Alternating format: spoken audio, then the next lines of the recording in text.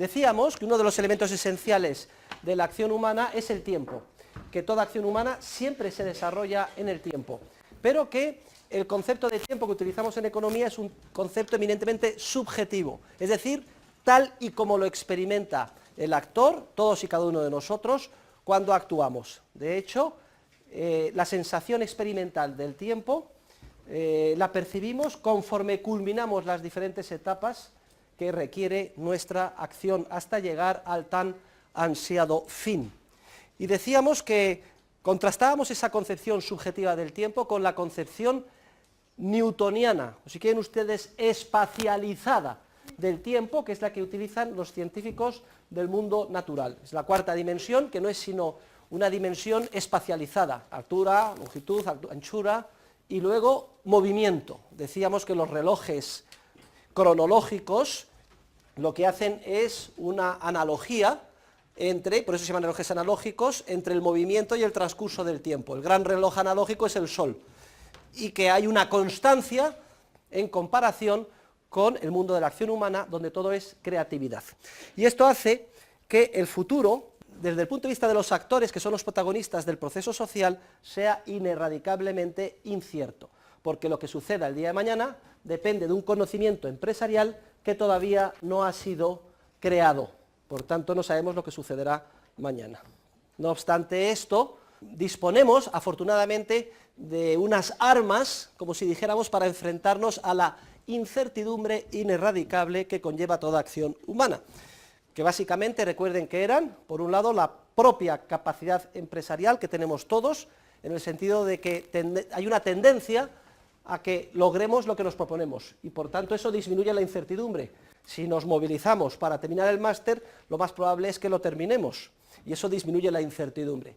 Y también las instituciones, entendidas como unos comportamientos pautados que en todos los ámbitos más variados, lingüísticos, morales, jurídicos, económicos, los seres humanos aprendemos desde pequeños a desarrollar, y que también disminuye la incertidumbre. Hicimos una digresión sobre el vértigo que nos genera nuestra propia naturaleza empresarial creativa, que hace que sea incierto el futuro.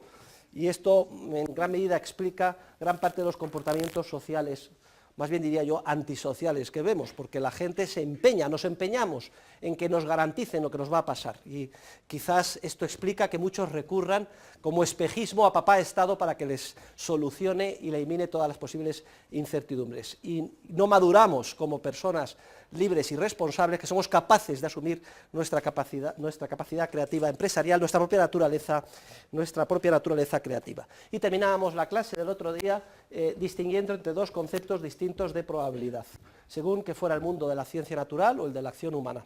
En el mundo de la física, de la ciencia natural, el concepto de probabilidad que se utiliza es un concepto de probabilidad de clase, que es como lo define Mises en la acción humana, que significa que se conoce el comportamiento de la clase, pero no de sus elementos individuales.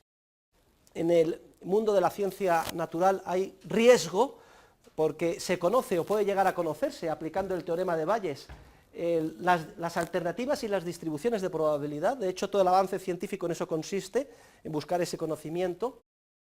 El riesgo es asegurable porque, como conocemos el comportamiento de la clase, o podemos llegar a conocerlo, podemos diluir entre los elementos el riesgo que existe. Poníamos el ejemplo de una tabla de mortalidad. Sabemos que 3 de cada 1000 van a morir a los 40 años, no sabemos el nombre y apellido de los 3, pero si todos ponen 1 euro, habrá un capital disponible para los beneficiarios. Y además veíamos que hay diferentes formas de aproximarse a la probabilidad de clase del mundo de la ciencia natural. La concepción lógica, número de casos favorables, dividido entre el número de casos posibles. La frecuencialista, suponiendo que todos los fenómenos son iguales. Frecuencia, tiro 1000 veces la moneda, tiende a ser la mitad de las veces cara, la mitad de las veces cruz, y que el concepto de probabilidad de clase es el objeto de investigación de científico natural, que toda la ciencia avanza tratando de investigar, descubrir por la probabilidad de vida en Marte, etc. Así avanza la ciencia natural. En contraste con esta concepción está el concepto de probabilidad de caso o evento único. En el mundo de la acción humana lo que hay son eventos únicos históricamente irrepetibles.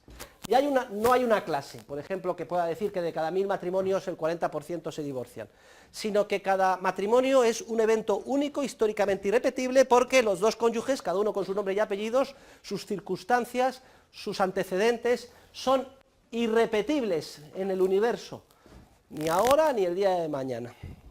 En la probabilidad de evento único se conoce algo sobre lo que pensamos que va a suceder, por ejemplo, con ese matrimonio o con la empresa concreta, y hay otros aspectos que influyen en el resultado que desconocemos.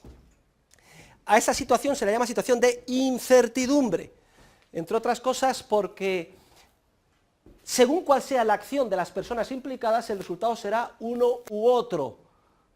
Y la incertidumbre no es asegurable porque no hay una clase entre la cual se pueda diluir el supuesto riesgo que no existe.